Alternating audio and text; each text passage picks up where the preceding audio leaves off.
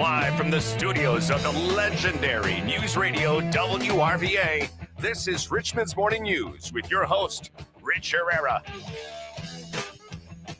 Hey, good morning, everybody. Welcome to News Radio WRVA. It is 6:34 here in the capital of the Commonwealth, the voice of Virginia, as we celebrate 100 years of broadcasting throughout Central Virginia. 250 years is what we're celebrating in Washington, D.C. with USA 250.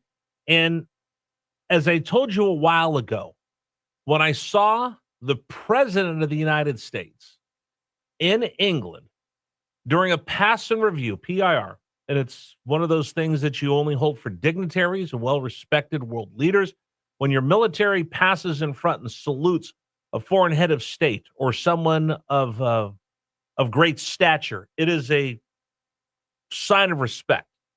And I marveled at the time watching Donald Trump, and I thought, what would George Washington be thinking if he were to know 250 years later is the first president and the general that freed us from British tyranny?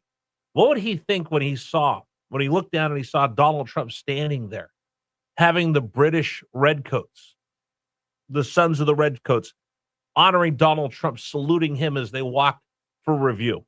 It was something spectacular. And now we fast forward to today with the King of England here in the United States addressing Congress, having a pass and review at the White House, and then a state dinner, a white tie state dinner last night in Washington, D.C. It's absolutely remarkable. It's funny. There was a joke I heard that for us, 250 years is a lifetime.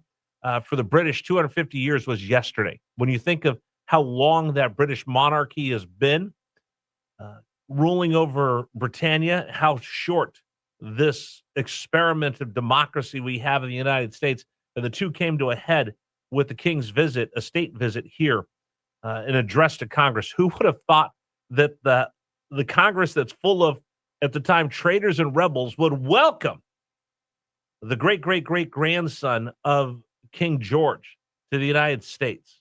It was something to behold yesterday. And I'm very, very proud to be an American today. I'm very proud to be an American, to be able to see this. And I'll be able to tell my grandkids, I saw when the King of England came here to celebrate our 250th birthday. It's something special.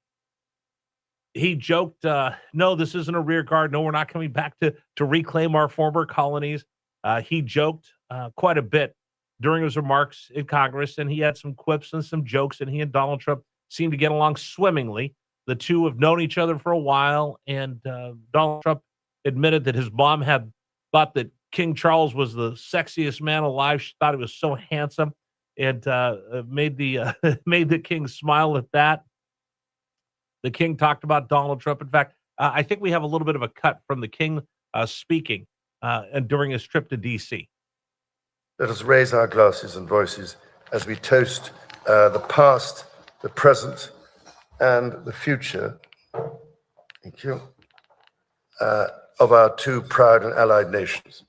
To the United States and the United Kingdom, God bless both our countries.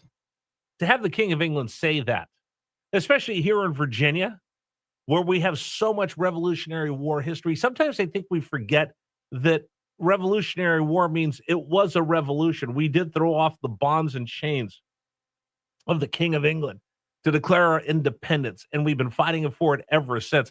It was rather remarkable to me. That was one thing that I took away from the address to Congress, the visit to the White House, and the formal dinner last night, the state dinner last night. But something else jumped out at me as well, especially when the king was in the Capitol and having a joint session of Congress addressing. And that's a pretty big deal for a foreign leader to be able to speak out, speak up inside the halls of Congress to the House of Representatives and the Senate. It was rather remarkable. But it was also remarkable for one other thing.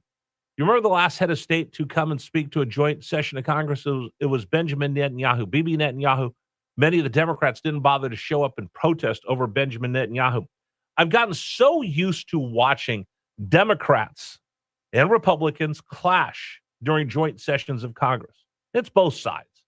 We've had Republican congressmen scream at Barack Obama, "You lie!" We've had Al Green shake his cane at Donald Trump. We've seen protests. We've seen members of Congress kicked out during joint sessions of Congress. But think about this. The British king stood in Washington, and both parties stood for him. Donald Trump said, I can't get them both to stand up and give me applause the way that they did for you, King Charles. And it made me think of something. And I kind of contemplated this last night. I want to share this with you this morning. And I'll get your thoughts. 833-804-1140, 833-804-1140 on the James River Air text line. We read the best text messages at 655, 755, 855. But follow me with this. We've heard that our country is in shambles, shattered. Nothing works. Donald Trump is some figure the world rejects, and he has the rest of the world has such disdain for this, whatever you want to call him. In one of the books I read about the last election, when the Biden-Harris team were preparing for the debates, they learned that the one way to get there's a couple ways to get underneath Donald Trump's skin. One is to talk about the size of the rallies and just kind of poo-poo them like, not that many people showed up, infuriates him. The other one is to tell him that he's not respected by world leaders. And if you tell him that, that's a raw nerve for the president. We've been told that everybody thinks he's a clown around the world. Well, that's not what we saw with the King of England here. But that's also not, we also didn't see what we normally see when we get the Republicans and Democrats inside a joint session of Congress. You saw King Charles of the chamber, formal, respected Democrats and Republicans both rose together. There was no chaos. There was no protest. There was no breakdowns. You didn't see Democrats showing up in uniform in white or black or whatever they're going to be, color of the day, to protest. You didn't see Al Green shaking his cane. You didn't see AOC holding up a little fan. You didn't see Rashida Tlaib protest. You didn't see any of that last night. Why? Something to think about. If the Democrats who've organized the No King protest over and over and over and have called Donald Trump a king, an authoritarian, well, what is more authoritarian than having a king? And if you really wanted to show the world how bad Donald Trump was, can you think of a better stage to have a protest than embarrassing him in front of the King of England? Think about this. If Al Green would have pulled his nonsense, or Rashida Tlaib, or Ilhan Omar shouting the way she did during the State of the Union, you want to embarrass Donald Trump? You really want to make a statement? You really want to stand out? Then you should have done it yesterday. And I keep telling you, folks, I watch, I listen, I look, I put together a scattering report, and I find that little thing that nobody else notices that tells you what's really going on. And here's what I'm going to tell you. Donald Trump's not isolated. He's not looked around by the rest of the world with disdain. They might get angry with him, or they might be frustrated with him, but they show him respect. He's engaged. He's present. He's part of it. And guess what? That doesn't fit the script that you've been told. See, you've been told that he's an authoritarian and he must be stopped. He's a threat to democracy, and whatever we do, we've got to stop him no matter what. So if you're going to embarrass him, if you're really going to make him look bad, if you're really going to address him, yesterday was the perfect example for the Democrats that have been screaming and calling him all kinds of names and saying that he's an authoritarian and he must be stopped. You want to embarrass him? You really want to take the wind out of his sails? You could have done it during his visit with the king, but you didn't see any of that, did you? You didn't see anybody acting up. You didn't see any little signs. You didn't see any buttons. You didn't see any theatrics. So what's that telling you? 1 minute to A+ windows. They keep telling you that it's total collapse, that the whole system's breaking down, that Donald Trump is ruining this country. But what you just watched was composure, was control, was normalcy. So why is it I have normalcy when the King of England is standing there in the same spot that I see chaos when the President of the United States is standing in that same spot talking to the same people? That's the tell.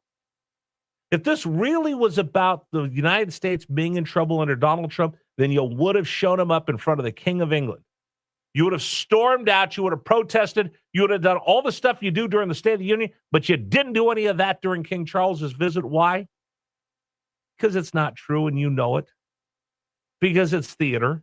Because you make it up and you're following some kind of script and you have main character syndrome, thinking you're a main character, trying to make yourself the star, trying to make yourself bigger than everybody else, but you're not. And as far as your cause goes, that I've got to stop Donald Trump at all costs? No, not really. Because all costs would have been embarrassing the United States because Donald Trump is such a fascist and a dictator and the orange man is so bad. But you didn't do it last night when the King of England was there, did you? Because if this collapse were real, this moment would have happened, and it didn't.